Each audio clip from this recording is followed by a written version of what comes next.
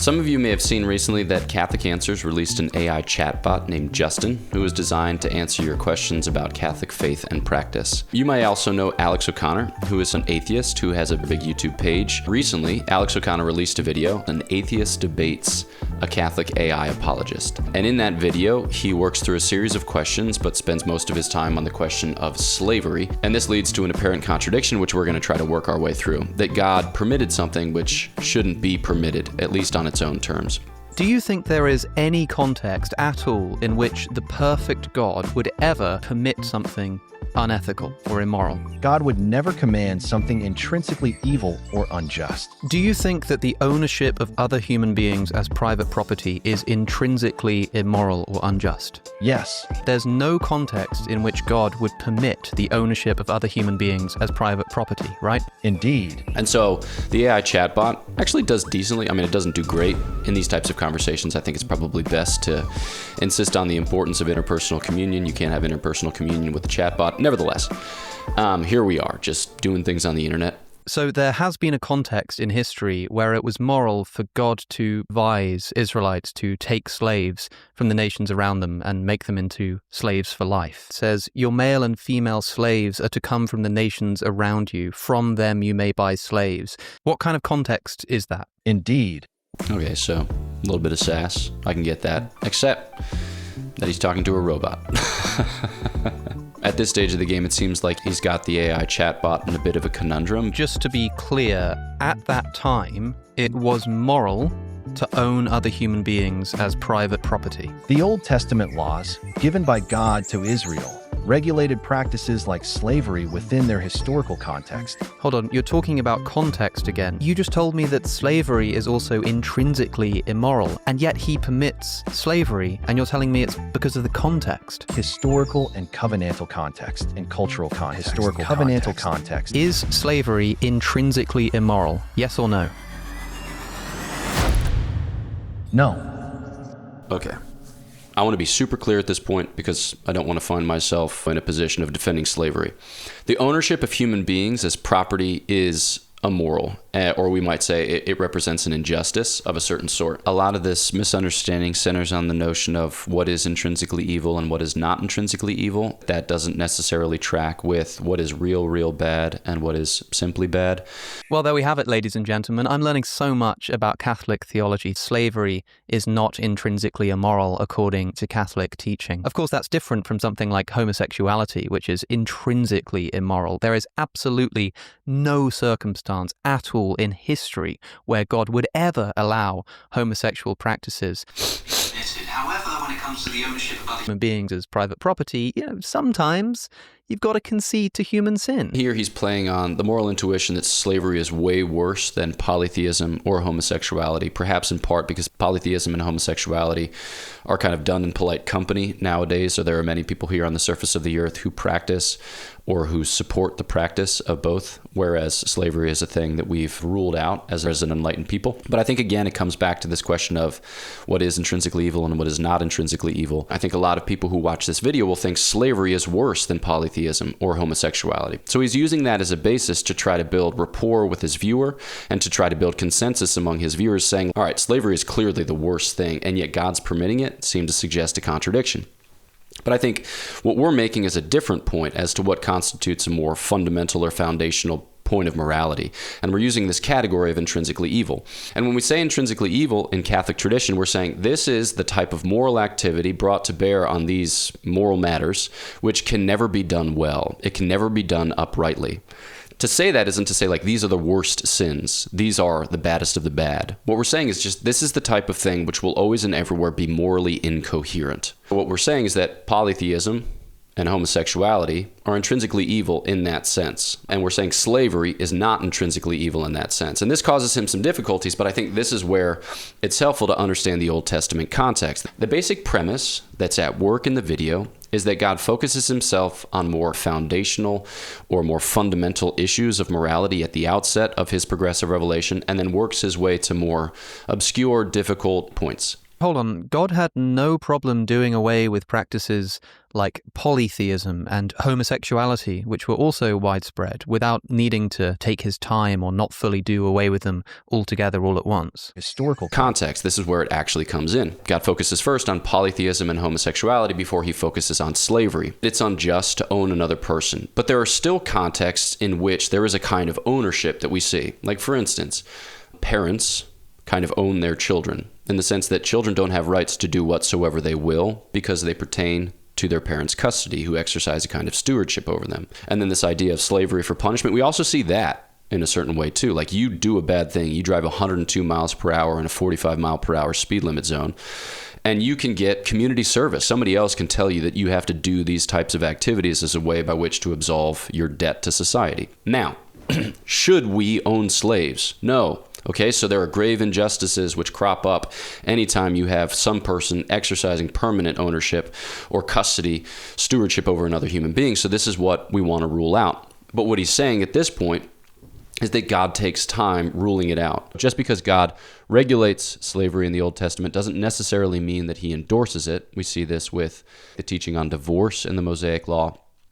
But at the end of the day, it's not God's responsibility to right every wrong or to prevent every failure. There are some concessions which give scope or space for the exercise of our human freedom so that we can proceed towards our end as the fruit of knowing and loving. Okay, let's keep going. And God was also urgent in his doing away with the eating of shellfish and wearing clothes of more than one texture at the same time. But again, slavery isn't as important as those things. Indeed. So here again, he's harping on the point of progressive revelation, the idea of God making concessions in the Old Testament as a way by which to consolidate the people of Israel and conduct them to the fullness in the recognition and reception of our Lord Jesus Christ.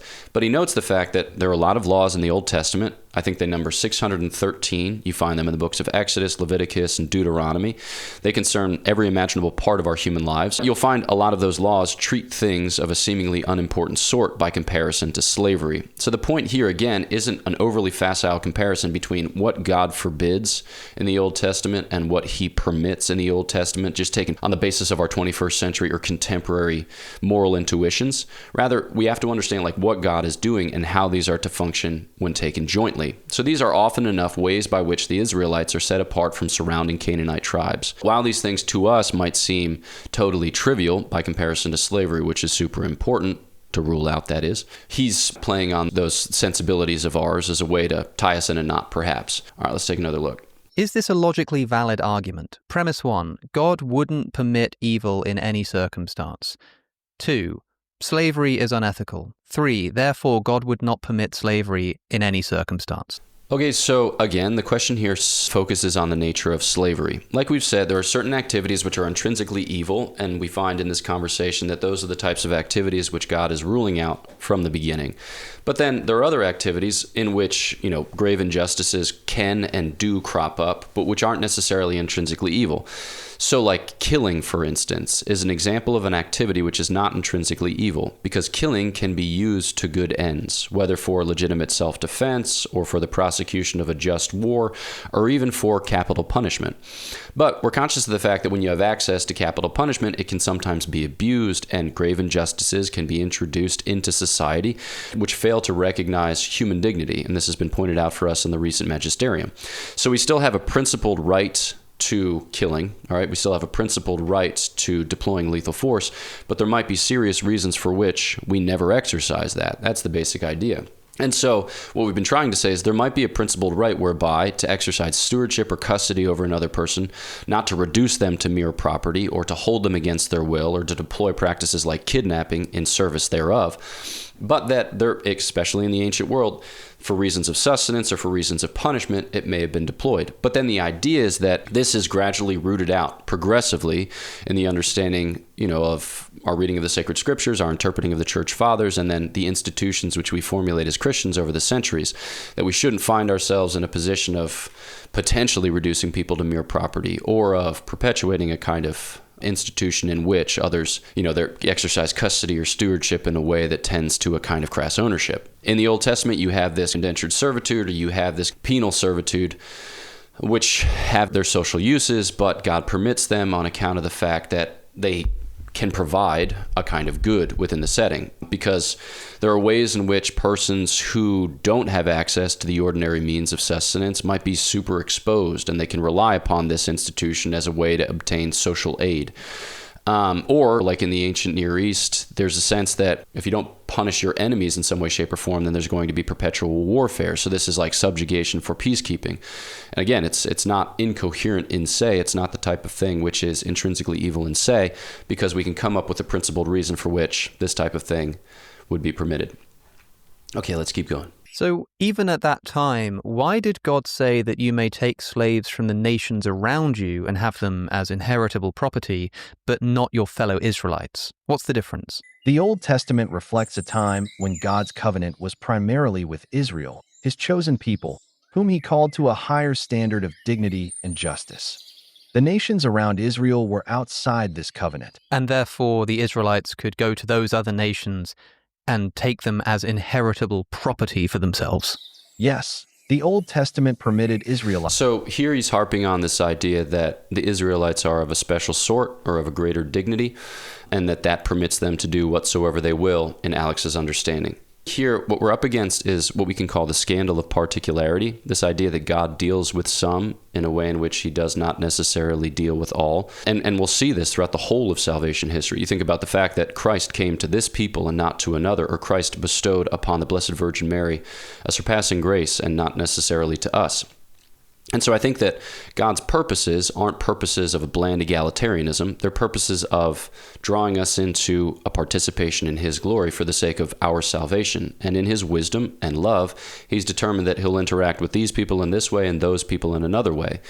This all transpires against the backdrop of original sin, that all of us, by virtue of our participation in Adam's sin, we're present in his choice, we're present in his nature. We don't deserve anything from God, but in his loving kindness and his infinite mercy, he sees fit to give some of us good gifts, in this case the Israelites, which he doesn't necessarily extend to all. So I think that what we're dealing here is the question of inequality, which for a 21st century audience is difficult to deal with, but in a biblical paradigm or idiom is super important. This is a profound mystery of salvation history. The church teaches that slavery... Okay, so you heard there the words, this is a profound mystery. This is a mystery insofar as it's a sign of a sacred thing, and we don't yet know the fullness of the sacred thing. But I think when non-Christians or non-Catholics hear these words, profound mystery, they think of it as a kind of cop-out, in the sense that you're just referencing mystery when you get to a certain point in the discourse where you lack sufficient rational explanation. And I don't think that's a fair formulation of the faith, because from the outset, we've always claimed that revelation goes beyond what we ourselves can discover by the light of reason. So by the gift of faith, God gives us more light. He gives us more insight. He permits us to access or to penetrate deep things which would otherwise remain to us invisible and unknown. For a chatbot to reference a profound mystery within this context might seem unsatisfactory to his interlocutor. I think that we're always going to come up against that, especially when we get ourselves involved in conversations about theological problems. I asked Justin if slavery is intrinsically immoral, and he said, Yes. But now he's just said, is slavery intrinsically immoral according to Catholic teaching? No. So I suppose it follows from this that Catholicism is not the fullness of Christian teaching? If you want to beat an AI chatbot, like cheers, that's awesome. There's going to be a point at which many of us can't beat an AI chatbot. Computers are going to outpace us in certain ways, but the question is whether or not the goal here is to stump an AI chatbot, and in doing so, to expose the Catholic faith to ridicule. Because if so, I mean, cheers, you won. But I just think that we have nobler aims or nobler goals to pursue. I find Alex O'Connor to be committed to the discourse in various ways, honest and sincere in his efforts in many ways. At the end of the day, I think that what we're looking for here, at least in our exchanges with atheists, are honest and forthright discourse. There might be reasons for which we perhaps ought not to debate these points in a public setting, because sometimes it can only lead to confusion and further confoundment. So I hope that some of these clarifications were fruitful for you, and if not, then you can ask questions in the chat as a way by which to seek further clarification and enlightenment. I think especially in the internet age, now that basically everyone has access to these types of debates, we as Catholics, we as believers, should probably wade in, but do so with a kind of fear and trembling, cognizant of the fact that we're responsible for explaining things as clearly as we can, as patiently as we can, as evangelically as we can, because the point isn't to win, right? The point is the glory of God and the salvation of souls, and we subordinate all of our efforts to that end in humility, please God, with an eye to the truth, because ultimately it's the truth that will set us free, because only the truth bears grace. All right, God love you. Peace.